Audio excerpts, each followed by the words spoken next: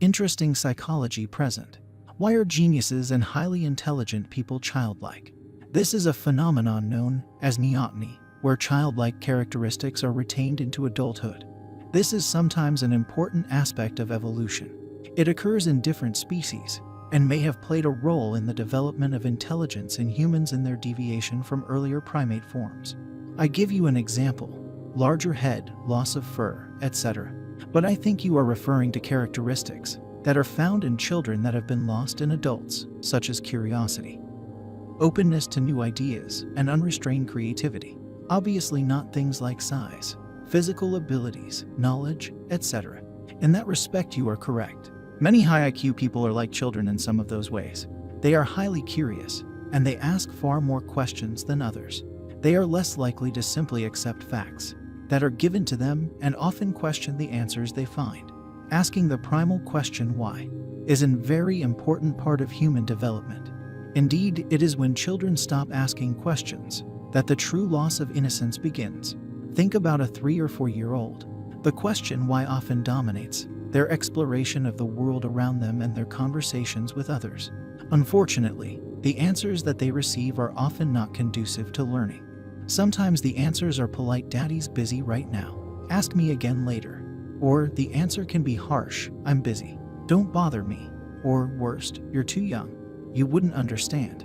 The answers they receive may be nice or rude.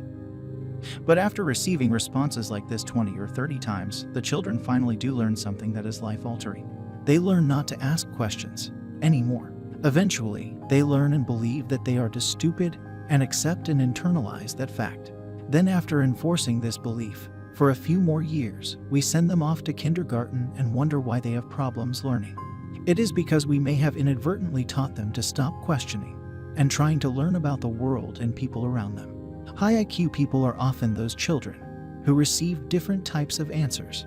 My father was a nuclear physicist with 3 PhD, but whenever I asked him a question, he would stop, drop to one knee, look me in the eye and answer my question.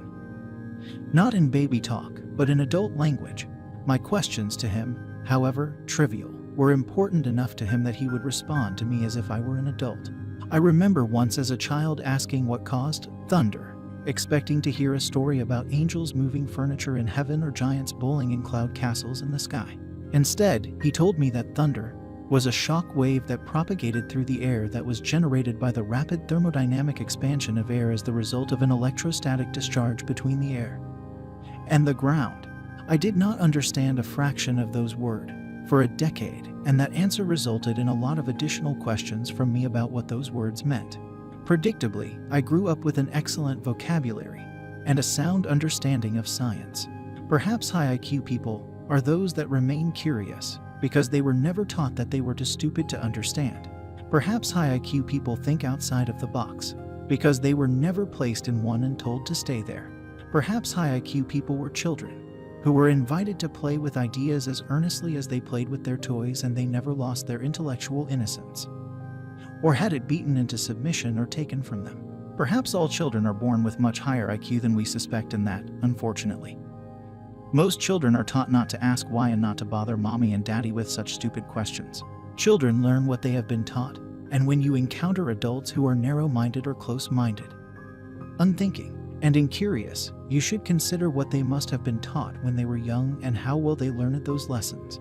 High IQ people may be more childlike in some ways, simply because they never had those curious, marvelous, insightful, unrestrained characteristics taken away.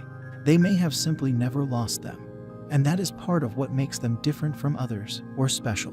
If you enjoyed this video, give it a thumbs up and share it with your friends so we can keep making them. For more videos like this, hit the subscribe button and remember to click on the notification bell.